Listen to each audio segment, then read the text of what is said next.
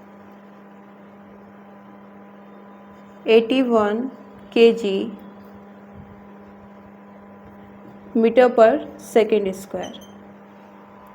Okay, तो x की value कितनी आई है? 81।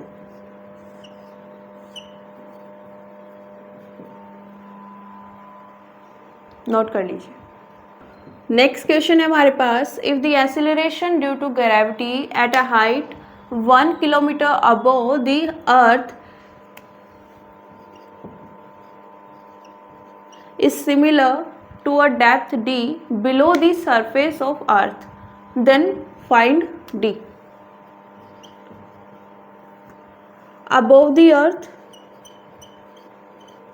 अगर हम एक्सीलरेशन की बात कर रहे हैं तो वो क्या होता है? g भी लिख सकते हैं, g नोट भी लिख सकते हैं। इसकी वैल्यू होती है 9.8। ओके, और बिलो दी अर्थ सरफेस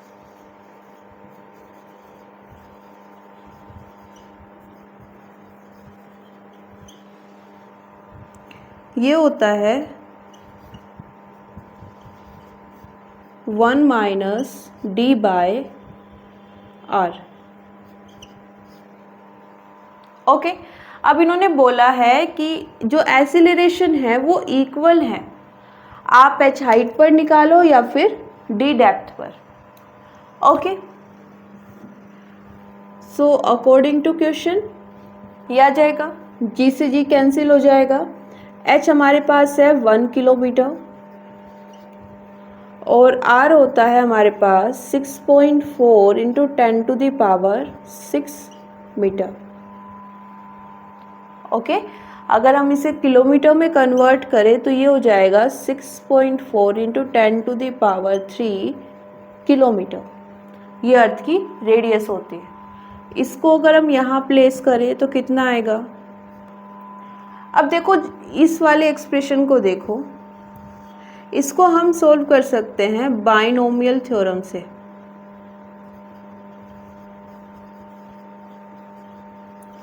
इसके अकॉर्डिंग क्या होता है, अगर आपके पास कुछ इस तरह से लिखा हुआ है, 1 को x में आप ऐड कर रहे हो या फिर सब्जेक्ट और इसकी पावर n है, देन आप इसको लिख सकते हो nx। लेकिन ये कब ट्रू होता है, कब आप इसको अप्लाई कर सकते हो? जब जो 1 है वो x से काफ़ी ज़्यादा बड़ा है। 1 x के कंपैरिजन में जितना ज़्यादा बड़ा होगा उतना करेक्ट आपका क्वेश्चन का आंसर आ जाएगा। ठीक है, या आप ऐसे बोल सकते हो उतने क्लोज आप एग्जैक्ट आंसर के चले जाओगे जितना ज़्यादा ये डिफरेंस होगा। ओके, अब अगर हम इसको यहाँ पर यूज़ करें, फर्स्ट थिंग क्या हम यहाँ पर यूज़ कर सकते हैं इसको, ये कितना है 10, अगर हम इसको छोड़ दें 10 टू द पावर 3 तो ये हो जाएगा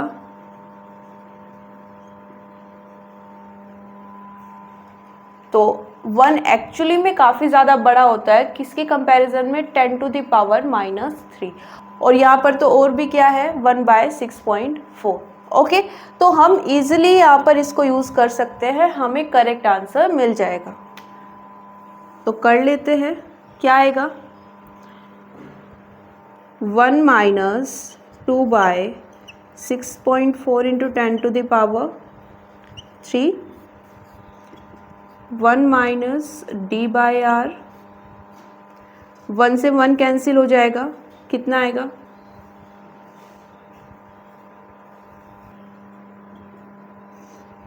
ये किसकी वैल्यू है? आर की वैल्यू है किलोमीटर में, तो क्या हम इसको इससे कट कर सकते हैं? कितना आ जाएगा 2, क्योंकि हम सारी कैलकुलेशन किस में कर रहे हैं? किलोमीटर में, तो ये आंसर भी किस में आएगा? किलोमीटर में।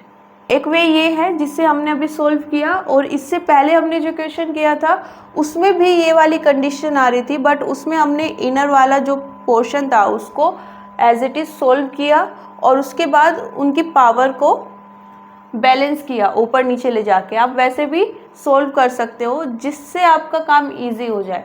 यहाँ पर अगर हम इसको ऐड करने जाते तो काफ़ी कॉम्प्लिकेटेड हो जाता बिकॉज 10⁻³ में 1 को ऐड करना पड़ता। ओके, तो यहाँ पर बेस्ट क्या है कि आप बाइनोमियल थ्योरम ही यूज़ कर लो। ओके, क्वेश्चन है हमारे पास, the ratio of escape velocity at earth to escape velocity at a planet, ये हमें निकालना है। अब यहाँ पर फर्स्ट थिंग हमें क्या पता होना चाहिए, एस्केप वेलोसिटी का एक्सप्रेशन, जो कि क्या होता है, √2 टाइम्स होता है ऑर्बिट वेलोसिटी के एक्सप्रेशन के। ऑर्बिट वेलोसिटी का एक्सप्रेशन क्या होता है,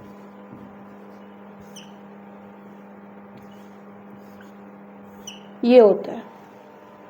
ओके, अब यहाँ पर नोटिस करो कि क्या इन्होंने मास बताया है, नहीं।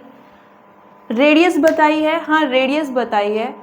मास कैसे पता चलेगा, इन्होंने हमें डेंसिटी की इंफॉर्मेशन दी है। अब अगर मैं वेलोसिटी को, एस्केप वेलोसिटी को इसकी टर्म में लिखती हूँ, देन ये कितना आ जाएगा, 2 एक नंबर है, g एक कांस्टेंट है, तो बेसिकली ये जो डिपेंड करेगा, ये किस पर डिपेंड करने वाला है, इस पर। ओके, अब यहाँ पर अगर हम डेंसिटी की बात करें, डेंसिटी और मास में क्या रिलेशन होता है, मास बाय वॉल्यूम करेंगे तो हमें डेंसिटी मिल जाएगी।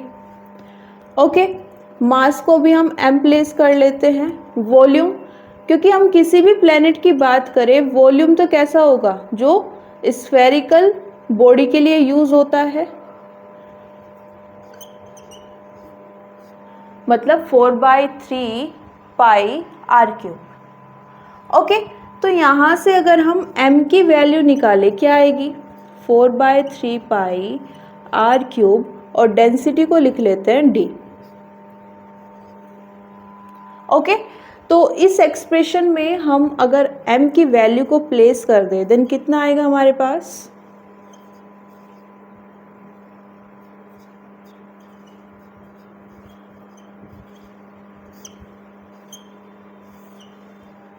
ओके, एक पावर से ये पावर कैंसिल हो जाएगी, कितना आएगा, यहीं पर लिख लेते हैं इसको पहले इस फॉर्म में।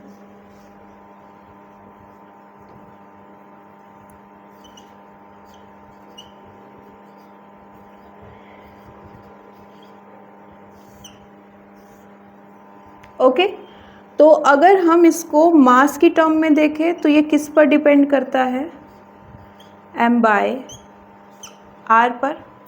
और अगर हम इसको डेंसिटी की टर्म में देखें तो ये किस पर डिपेंड करता है, r² d पर। ये कन्वर्जन आपको करना आना चाहिए, ये रिलेशंस आपको पता होनी चाहिए। ओके, वरना इजी क्वेश्चंस मिस हो जाएंगे।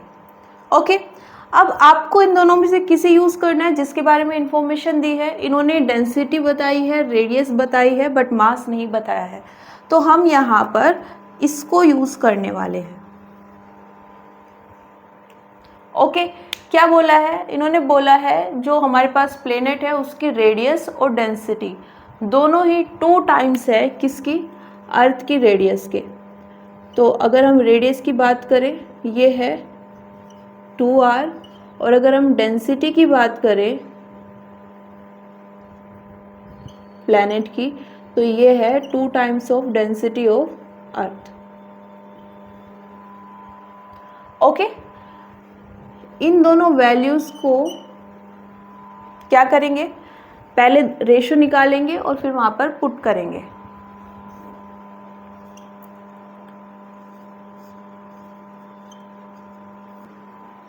ओके, वैल्यूज को प्लेस करेंगे, कितना आएगा, ओके, नोट कर लीजिए। क्वेश्चन है हमारे पास, the mass of a planet is 1/10 times of the mass of earth,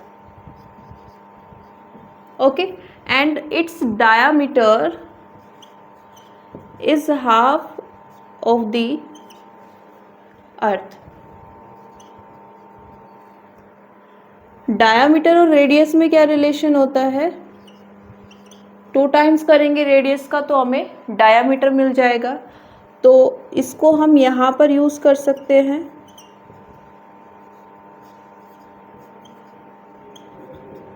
ये रिलेशन किस में आ गई, रेडियस में, और ये मास में। यहाँ पर डी हमने डेंसिटी के लिए नहीं, डायामीटर के लिए यूज़ किया है।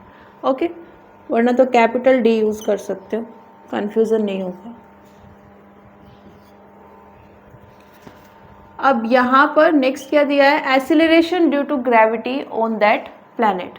अब देखो यहाँ पर हम जो एक्सप्रेशन यूज़ करते हैं ए या फिर जी डैश का, क्या होता है 1 plus D by R minus 2, या फिर अगर हम अर्थ के इनसाइड बात कर रहे हैं तो ये होता है। ये जो एक्सेलरेशन या ग्रेविटी के एक्सप्रेशन है ये अर्थ के लिए है, सिर्फ अर्थ के लिए है। उसमें भी एक अर्थ सरफेस से ऊपर आप जाओगे तो उसके लिए है, अर्थ सरफेस के इनसाइड में आप जाओगे किसी डेप्थ पर तो ये उसके लिए है। अगर आप एग्जैक्टली अर्थ सरफेस पर बात करोगे तो वैल्यू होती है 9.8। आप इसको एक्सेलरेशन बोलो किसी बॉडी का अर्थ पर ग्रेविटी के कारण, या फिर सिंपली ग्रेविटी बोलो। ओके, अब यहाँ पर ये किसी दूसरे प्लेनेट की बात कर रहे हैं तो उसके लिए आप इन एक्सप्रेशंस को यूज़ नहीं कर सकते। तो उसके लिए आप यूज़ करोगे जनरल एक्सप्रेशन v²/r। ओके, यहाँ पर v क्या है, v यहाँ पर ऑर्बिट स्पीड है जिसका एक्सप्रेशन कितना होता है,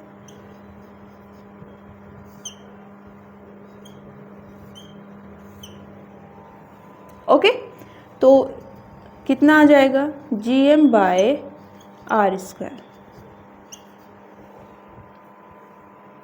ये जनरल एक्सप्रेशन है। अब यहाँ पर g की वैल्यू फिक्स होती है कैपिटल M।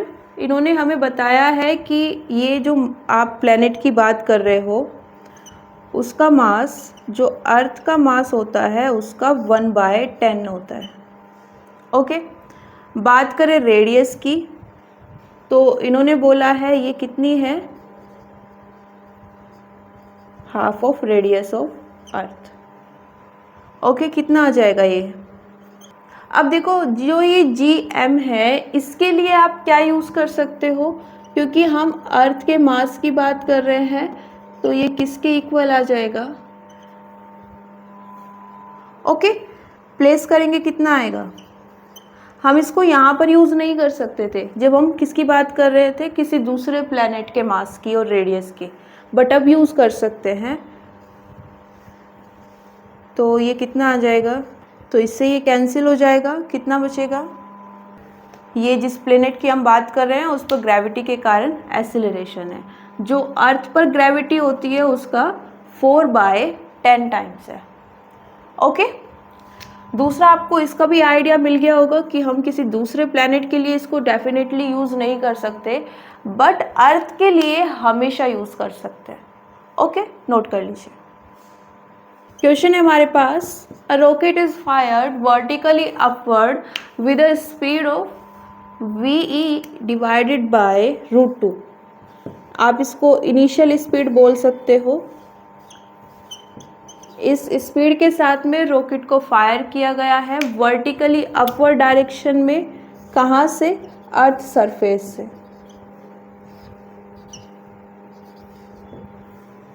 ओके,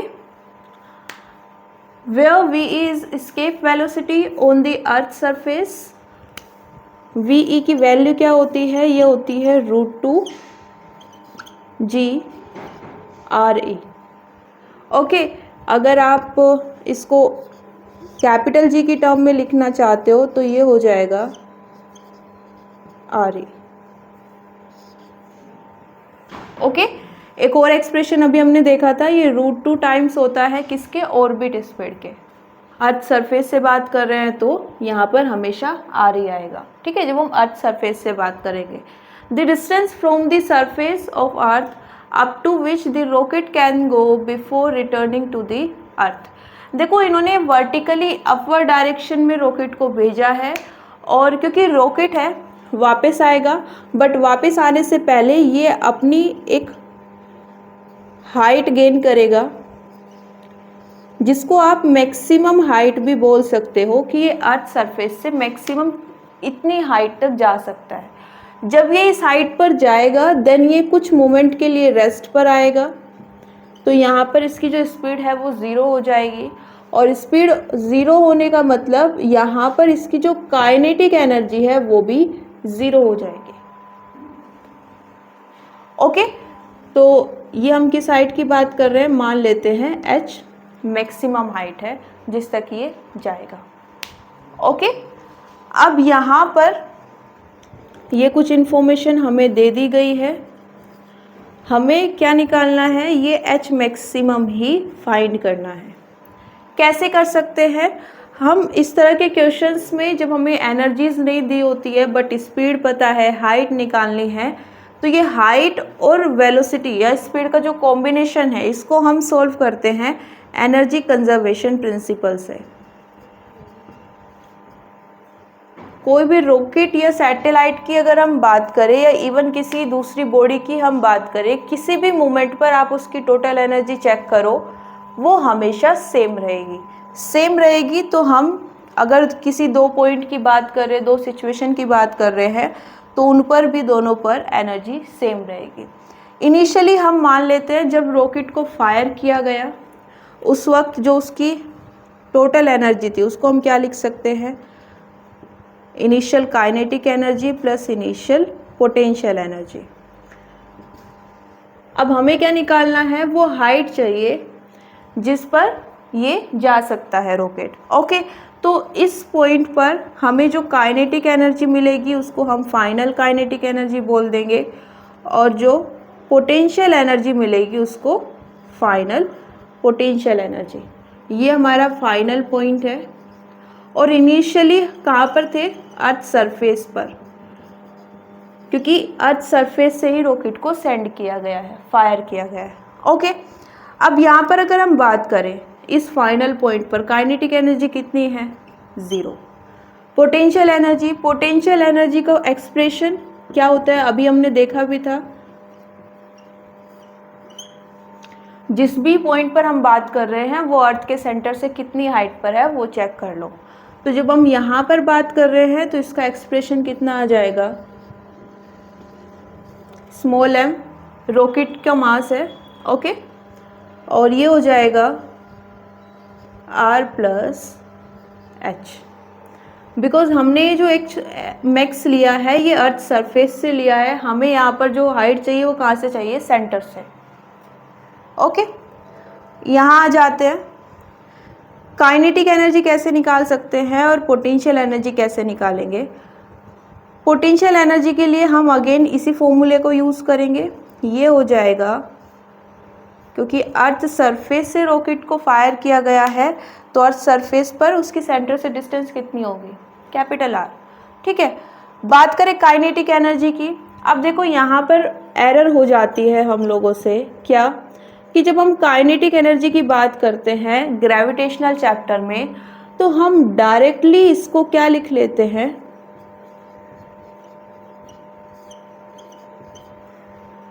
या फिर यहाँ पर जो स्पीड लेते हैं वो ऑर्बिट स्पीड ले लेते हैं। ओके, अब ये गलत हो जाएगा, क्यों, क्योंकि जब हम रॉकेट को फायर करते हैं या सैटेलाइट को लॉन्च करते हैं तो उसकी जो स्पीड होती है वो ऑर्बिट स्पीड के इक्वल नहीं होती है। जब हम फायर करेंगे उस वक्त जो स्पीड होगी, या आप किसकी बात कर लो, सैटेलाइट को लॉन्च कर रहे हो, फायर किसको करोगे, रॉकेट को लॉन्च किसको करना बोलते हैं, सैटेलाइट को, ये दोनों ही किसके इक्वल नहीं होती। ओके, ये कोइंसिडेंस हो सकता है कि हम इनको ऑर्बिट स्पीड के इक्वल ले लें, बट हमेशा ऐसा नहीं होता है। जब हमेशा ऐसा नहीं होता है तो आप डायरेक्टली काइनेटिक एनर्जी में वी ओ को यूज़ नहीं कर सकते, ऑर्बिट स्पीड का जो एक्सप्रेशन है उसको यूज़ नहीं कर सकते। तो किसको यूज़ करेंगे, इन्होंने दिया है कि जब इन्होंने फायर किया तो स्पीड कितनी थी, ve/√2। तो आप जब यहाँ पर एक्सप्रेशन यूज़ करोगे कौन सा करोगे, हाफ mv² का। v यहाँ पर ये है जिसको हम इनिशियल स्पीड बोल रहे हैं, ओके, और ये किसके इक्वल है, ve/√2 के। ओके, तो इसको सोल्व कर लेते हैं। ओके, इतना नोट कर लीजिए पहले। अब यहाँ पर ve की वैल्यू रखनी है, ये हो जाएगा √2g re। ओके, तो क्या आ जाएगा ये m/4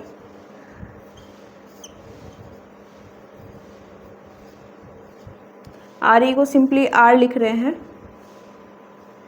इसका स्क्वायर है। जी एम को अगेन हम क्या लिख सकते हैं, स्मॉल जी आर, क्योंकि लेफ्ट साइड में हमारे पास स्मॉल जी आ रहा है, तो अगर हम राइट साइड में भी कैपिटल जी को स्मॉल से रिप्लेस कर दें तो कैलकुलेशन इजी हो जाएगी। एक आर से ये कैंसिल हो जाएगा, एक ये कैंसिल हो जाएगा, जी कैंसिल हो जाएगा, कितना आएगा, r + h = 2h।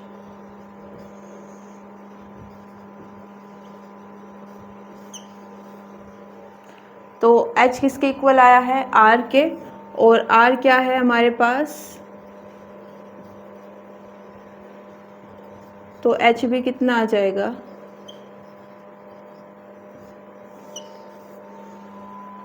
Okay, note कर लीजिए। अगर आप जो स्केप वेलोसिटी देख रहे हो वो अर्थ सरफेस से देख रहे हो तो हमेशा आर ई ही होगा। अगर आप एच हाइट से देख रहे हो अर्थ सरफेस से तो यहाँ पर r + h आ जाएगा। क्वेश्चन है हमारे पास, a satellite of mass m is orbiting the earth at a height h from its surface. देखो अर्थ सरफेस से h हाइट पर कोई सैटेलाइट है जो ऑर्बिट में घूम रही है, किसकी, अर्थ की, और क्योंकि ये अर्थ सरफेस से h हाइट पर है तो अगर हम सेंटर से देखें तो ये कितना हो जाएगा,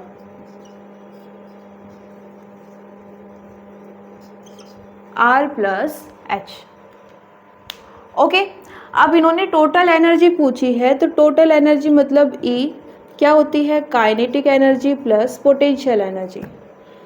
पोटेंशियल एनर्जी क्या होती है, हमेशा Gm स्मॉल m, जिन दो की हम बात कर रहे हैं उनके मास, तो एक यहाँ पर अर्थ की बात हो रही है, दूसरी सैटेलाइट की, तो सैटेलाइट का मास आ जाएगा स्मॉल m, और स्मॉल r मतलब जो सैटेलाइट है उसकी डिस्टेंस अर्थ के सेंटर से, तो स्मॉल r कितना होगा यहाँ पर, r + h।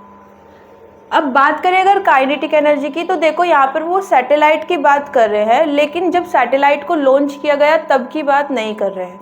वो हमें बोल रहे हैं कि सैटेलाइट है और वो एक ऑर्बिट में रिवॉल्व कर रही है अर्थ के अराउंड। तो जब वो ऑर्बिट में मोशन कर रही है तो उसकी जो स्पीड होगी वो कौन सी होगी, ऑर्बिटल स्पीड होगी। ओके, तो यहाँ पर हम कौन सा फॉर्मूला यूज़ कर सकते हैं, हाफ mv², और जो v होगा वो किसके इक्वल होगा, ऑर्बिट स्पीड के।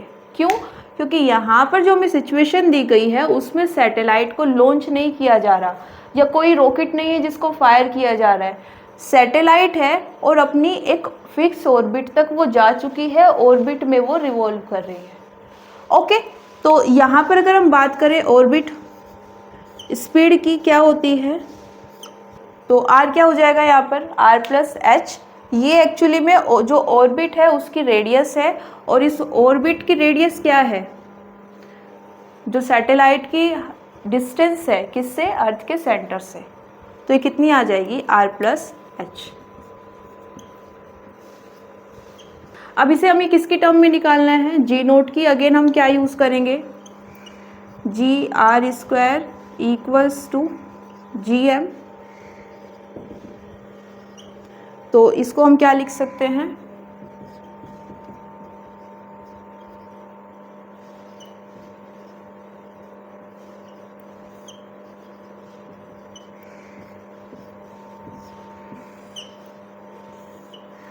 ओके, नोट कर लीजिए।